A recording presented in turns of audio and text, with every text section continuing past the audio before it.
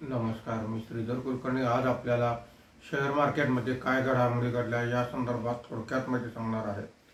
आज आठवड्याच्या पहिल्या कामकाजाच्या दिवशी सकाळी मार्केट सुरू झालं तेव्हा घसरण होती। सकाळी 10 नंतर मात्र थोडी तेजी सुरू झाली। दिवसभरच्या कामकाजात चढ उतार होत होते। आज मार्केट संपताना सेन्सेक्स 102 पॉईंटने घसरून 80,502 वर बंद झालेला आहे। निफ्टी हा 22 पॉईंटने घसरून 24,509 वर बंद झालेला आहे। आजच्या कामकाजामध्ये BSE CPSE index 1.85%, BSE power index 1.66%, BSE infra index 1.52% नी वर आहेत। BSE mid cap index 1.27%, BSE small cap index 0.83% नी वर आहेत। आजच्या कामकाजामध्ये निफ्टीमध्ये वाढलेले मुख्य शेअर्स पुढील प्रमाणे आहेत।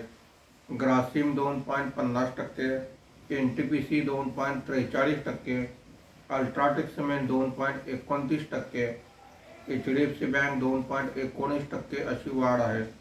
आज निफ्टीमध्ये घसरलेले मुख्य शेअर्स पुढील प्रमाणे आहेत।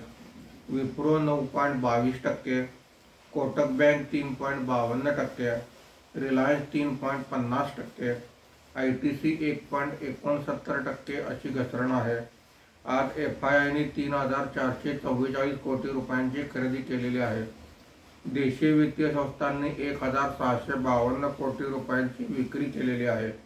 आज लोकसभेमध्ये बजेटच्या आदल्या दिवशी इकॉनॉमिक सर्व्हे सादर करण्यात आलेला आहे। आता मार्केटला बजेटची उत्सुकता आहे। उद्या या संदर्भात माहिती मिळेल। धन्यवाद।